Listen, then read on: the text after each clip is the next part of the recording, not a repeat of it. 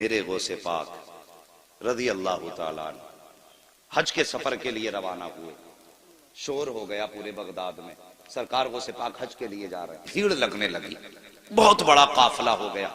جب چلنے لگا تو ظاہر ہے پہلے کوئی ہوائی جہاز تو تھے نہیں، نہ بسیں تھی، وہ چوپایوں والی سواریوں پہ لوگ سفر کیا کرتے تھے، یہی تھا نا، سفر کرتے تھے۔ جب سفر کرتے تھے پیدل تو پھر راستے میں پڑاؤ بھی پڑنا، یہ بھی ضروری تھا، ٹھہرنا، آرام کرنا۔ تو کچھ بستیاں راستے میں پڑتی تھی، وہاں لوگوں کو پتا چلا غوث پاک ادھر سے گزرنے والے ہیں، تو پتا چلا یہیں قیام کریں گے۔ امیروں نے اپنے اپنے گھر سجا دیے، انتظام کر دیا، غوث پاک میرے گھر ٹھہریں گے۔ لیکن ایک غریب تھا، وہ سوچنے لگا، تمنا تھی کاش میرے پاس دولت ہوتی، میں اپنے گھر بیٹھاتا غوث پاک کو، میں اپنے گھر بیٹھاتا اگر میرے پاس دولت ہوتی، لیکن اب میں اپنے گھر نہیں لاؤں گا، کیوں، میں ان کے لائق نہیں، بس ان کا دیدار ہو جائے یہی بہت بڑی بات۔ لیکن یہ کہتا میں بیٹھا تھا، اچانک میرے دروازے پہ شور ہوا، وہ یار دروازہ تو کھول۔ کہا میں نے جیسی کھول کے دیکھا، سامنے میری چوکھٹ پہ غوث الاعظم مسکرا رہے تھے۔ بڑے بڑے امیر کھڑے ہیں، لیکن میرے غوث نے غریب کے دروازے پہ دستک دی۔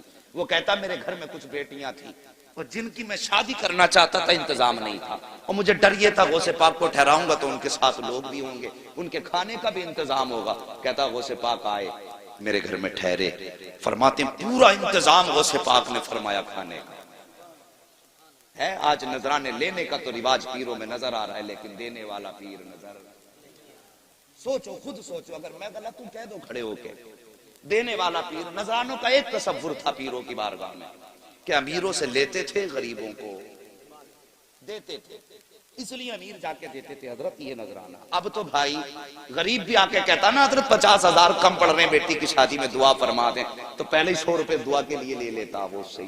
پہلے 50,000 تھے، اب وہ رہ گئے 49,950 غریب تھے، 50 اور گھٹ ہو جاتے، کم ہو جاتے ہیں۔ مگر میرے غوث پاک اللہ اکبر، قربان جائیں، ایسے دستگیر زمانے میں کوئی نظر آتا ہی نہیں۔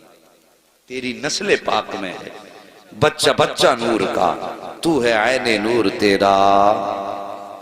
سبحان اللہ، سب کو نعت یاد ہے، اللہ سلامت رکھے۔ توجہ ہے، کہتا ہے میرے غوث پاک میرے گھر پہ ٹھہرے، انتظام کیا کھانے کا، اور پھر وہ کہتا ہے لوگ آئے نا نذرانہ دینے لگے، حضرت نذرانہ دینے لگے، کہنے لگا انتظام سارا غوث پاک کا تھا، لیکن میری بستی میں میرا چرچا ہو گیا، لو اس نے غوث پاک کے سارے ساتھیوں کے کھانے کا انتظام کیا۔ کہنے لگا دیکھو کام ان کا تھا، نام میرا ہو گیا۔ اللہ اکبر، کہتا ہے جب سارے لوگ کھا چکے، رات گزاری، صبح چلنے لگے، میرے غوث نے مجھے بلایا اور بلا کے فرمایا ذرا قریب آ، اور سینے سے لگا کے کان میں کہنے لگے بیٹیاں جوان ہیں، انتظام نہیں ہے شادی کا؟ بس اتنا کہا تھا، غوث پاک پہ جتنا بھی نذرانہ مریدوں نے دیا تھا وہ سب اٹھا کے میری گود میں ڈالا اور فرمایا جا جا بچیوں کا انتظام فرما دے۔ وہ کہتا ہے بظاہر تو تھوڑا تھا، لیکن اللہ نے اتنی برکتیں دی کہ میری بچیوں کی بھی شادی ہو گئی اور نسلوں کے گزارے بھی ہونے لگے۔ اللہ اکبر، کون دیتا ہے دینے کو منہ چاہیے، دینے والا ہے سچا۔ ہمارا نبی غریبوں سے پیار کرو، یہ میرے نبی کا فرمان ہے، اور یہ میرے غوث کی زندگی کا ایک بات